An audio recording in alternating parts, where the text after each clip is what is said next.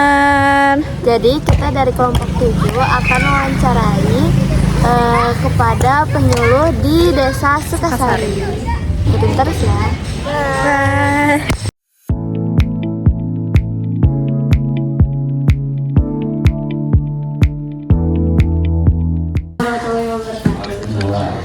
Sebelumnya perkenalkan saya Jihan. Di sini ada Saya Marsha. ada Osi yang jadi kameramen, ada Fahda, ada Vini sama Bibin. Semuanya orang Jawa Barat. Iya, rata-rata Jawa Barat. Ini jadi kita tuh ada penugasan terkait penyuluhan di Desa Sukasari. Ini mungkin untuk pertanyaannya langsung disampaikan aja ya Pak. Dari pengalaman Bapak di sini gitu kayak pernah menyuluh peternak dengan populasi yang memiliki ternak yang populasi yang besar gitu. Paling banyak sih berapa? Ada nggak ya? Dulu Pengalaman. saya sendiri waktu di Desa Genteng pernah juga sama dosen 4 makan dengan kapasitas kelompok yang banyak untuk pengelolaan silasu. Berikut ke ternaknya juga gitu. Dulu sama siapa ya? Pokoknya sama Pak dosen yang dari 4 sama yang balai dari mana yang gitu. Balai ternak juga itu ternak gitu. Nah untuk Desa Genteng kebetulan waktu itu memang ada program sapi kan Apo ya Upo punya pengalaman. katanya Upo termasuk Pak Haji Limun juga pernah. Nah untuk sekarang karena memang dukungan ternak untuk kapasitas banyak mah ada kendor, tetapi kalau dari program desa sendiri seadanya Iya. seperti bantuan rumah yang untuk ekonomi. Untuk latar belakang peternaknya sendiri itu rata-rata seperti apa ya Pak? Atau apakah mereka hanya beternak seperti turunan apa ya dari meneruskan atau memang langsung terus usianya rata-rata berapa gitu? Jadi kalau kebanyakan di Kecamatan Sukasari beternak itu tidak diutamakan, tetapi menjadi sampingan, tapi enggak disampingkan. Ya. Jadi dia meluangkan waktu dari hasil pekerjaan bertani. Jadi misalkan dia menggarap lahan, setelah menggarap lahan bawa pakan gitu. Sambil ngarit. Jadi sambilan tapi nggak dikesampingkan. Itu memang Istilahnya yang skala besar-besaran mah jarang. Jarang.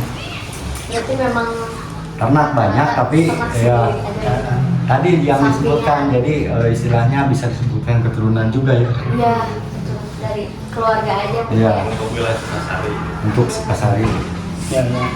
Di Sukasari ini Pak, kira-kira berapa banyak gitu Pak kelompok yang udah Bapak berikan penyuluhan gitu? Kalau ya banyaknya ke pertanian, kalau peternakan mah tadi Pak, kalau punya hasil limbah ternak dimanfaatkan untuk peningkatan produksi. Kita tahu di perjalanan pemasaran bagus, terus penghasilan untuk bagi peternak banyak wilayah Tanjung Sari, Sukasari. Maka sekarang menurut malahan Bapak kan bikin kayak satu lokasi aja untuk mengcover berkurangnya peternak untuk sapi perah. Menghandle supaya berjalan terus menggunakan sapi yang hasilnya Sukasari mulai berkurang terus. Dari dulu sedikit untuk sapi perah, tapi untuk sapi perah Ada sedikit. cuma sedikit. Banyak nama gelombang. Nah, dalam hal itu kemungkinan bisa saja peternak juga masuk ke kelompok tani, cuman bidang garapannya yang diingat pertanian, karena persaingan cara berpikir petaninya sekarang cari untung yang cepat gitu. Lihat pasar bagus udah itu aja yang dikembangkan. Kalau misalkan sapi juga kan bagus, itu kan jangka panjang. Jadi petani itu lihatnya penghasilan harian, mingguan, bulanan, atau tahunan atau tahunan gitu. Dan berkesinambungan, jadi saling menguntungkan. Limbah pertanian dimanfaatkan untuk ternak, kotoran ternak dimanfaatkan untuk pertanian, jadi saling melengkapi. Iya. Jadilah itulah. Paling beruntunglah kalau peternakan Iya. sama aja itu. Misalkan nanam ubi ya, nanam ubi kan daunnya kan diambilin buat Ya, ternak, Nanti balik lagi. nanti balik lagi buat tanaman. Ya gitulah. Kan tadi kayak tadi dibikin selasa, otomatis bapak-bapak di sini kalau misalnya ke pertanian itu saya menyuruhnya itu muatan yang dijelaskannya itu terkait Ya, selase. misalkan selase untuk membuat pupuk organik ini sangat baik untuk tanaman. Jadi selain alami meningkatkan kesuburan sehingga meningkatkan produksi yang tinggi kan gitu. Istilahnya ya penyuluhannya ya itulah teknik tentang pembuatan pupuk organik mungkin yang diberikan gitu. Iya, lebih ke dari peternak ke pertaniannya. Iya. Kalau misalnya peternakan di sini atau pertanian di sini, kisaran usia dari mulai masih muda atau tua? Kalau untuk domba sih yang saya lihat di wilayah, memang masih adalah beberapa orang anak muda yang masih ya ngarit gitu. Cuman memang terserah jarang ya. Usianya Biasanya mah tua. banyak kan dari 30 ke sana ya. Kadang yang udah rumah tangga baru kita yang masih muda-muda karena tadi gengsi naon. Jadi gitu lah jarang, kecuali kalau ternak ayam kayak adanya. Ada. Kalau tadi kita kita omongin seputar lebih ke pelakunya, mungkin sekarang ke bapak-bapaknya di sini mungkin ke teknis dari penyuluhannya, apakah itu massal atau secara langsung kayak Ya, kadang kalau memang ada program khusus artinya dilakukan secara massal. Program khususnya yang tadinya ada dikasih domba sekian 20 ekor, otomatis si penerima per ekor itu dikumpulkan dulu, dikasihnya minimal teknis budidaya, kemudian bagaimana cara pengelolaan lingkungan sosial. Kadang-kadang kan menempatkan kandang ternak itu harus sesuai dengan sosial di sana gitu. Kalau yang tidak sesuai dengan sosial lingkungan jadi masalah juga. Kemudian cenderung ke tadi bagaimana limbah dari peternakan tersebut bisa mendukung produksi pertanian. Jadi memang kalau ada program bisa dilaksanakan secara khusus massal. Kalau tidak ada program paling personal sambil panjang sono gitu obrolan sore. Karena ya mudah tidak mudah sih mengumpulkan petani itu, apalagi di waktu yang tidak sesuai gitu. Karena memang kebetulan kami itu keliling, ya tetap muka langsung, secara perorangan juga bisa. Kita harus ada tahapan dulu pelaksanaan apa yang akan disampaikan, apa yang akan digali, apa yang akan kita programkan. Misalkan di horti, kita harus bikin dulu schedule untuk melakukan kegiatan petani pengamatan, petani mengolah lahan sampai diamati sampai dia bisa merasakan dari melihat, merasa sampai menciptakan bahwa yang terbaik ini. Jadi bukan kita yang menggurui, tapi menggali petani, kemampuan petani sehingga bisa jadi sesuatu yang bisa bermanfaat untuk seluruhnya. Jadi nggak bisa kita menggurui petani karena dia lebih aman dan praktisi di lapangan, lebih jago lah kalau dalam budidaya tidak. Jadi posisi penyuluh jadi agaknya salah satu syarat juga tidak menggurui penyuluh. Jadi kita menggali potensi yang ada di petani sehingga menjadi referensi juga untuk petani yang lain yang belum bisa melakukan seperti itu. jadi nggak pakai kayak kumpulin terus ini infokus terus bapak ngejelasin nggak kayak gitu. Ya itu bisa sih kalau dengan program dari luar bisa lah. Kalau tanpa programan Bisa. bisa tanpa program. Jadi ada kelembagaan yang terlibat juga misalnya desa. Desa ikut ada program apanya di desa baru kita masuk. Kalau secara Ada narasumbernya. langsung kita melaksanakan penyuluhan terus yang di pesertanya ingin banyak susah. Paling bisa menjangkau ya per kelompok. Kecuali pendekatan tadi ke kelompok dulu yang memang kelompoknya juga yang aktif gitu yang bisa. Rata-rata responnya kayak gimana kalau ini di kayak apakah mereka responnya langsung Ya tapi dia jam karet. Kita standby jam 2 datang jam 3. iya.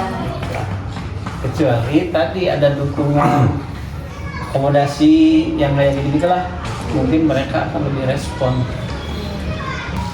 Nanti untuk programnya, kalau misalnya ada program itu berapa ya jangka waktunya? Terus indikator keberhasilannya kayak Indikator keberhasilan yang hadirnya atau apanya? kayak oh program ini berhasil nih, sukses nih untuk berjalan dan berkelanjutan. Ya memang selama ini seperti program yang di desa ya, contoh ya langsung Rio aja langsung yang desa Mangerang untuk ternak ayam petelur kan itu udah didukung program desa langsung ya. Memang awalnya ada pembinaan teknis, ada pembinaan ini itu yang berlanjut. Pas evaluasi memang nggak terlalu berhasil juga sih, walaupun didukung dana gede juga. Jadi intinya kembali lagi ke tadi yang minat bakat secara personal dulu sih.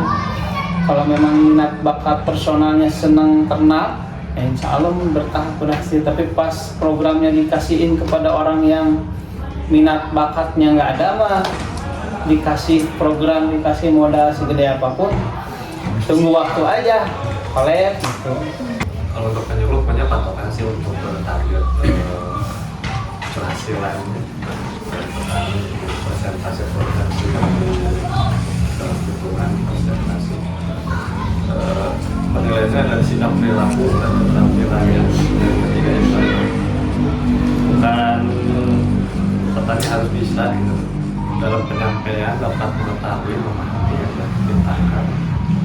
Ya, kalau aplikasinya itu masing-masing tergantung SDM-nya juga. Jadi kalau misalkan apa yang disampaikan sudah dipahami itu sudah masing-masing bagus. Cuman untuk mengaplikasikannya biasanya jangka waktu berapa? Agak Contohnya udah tahu nih bikin silase teh, tapi ada yang ngarit deh, padahal silase untuk 1 minggu, Iya. sebulan itu kan udah tahu sebetulnya. Jadi rutinitas yang Berubah sikap. Jadi ada kebiasaan seperti misalkan bergaul sekarang satu musim Bukan nggak oke. tahu dia, Iya. bukan nggak tersampaikan, tapi dia karena tadi berubah Biasa. sikap kebiasaan. Budaya itu yang susah merubah.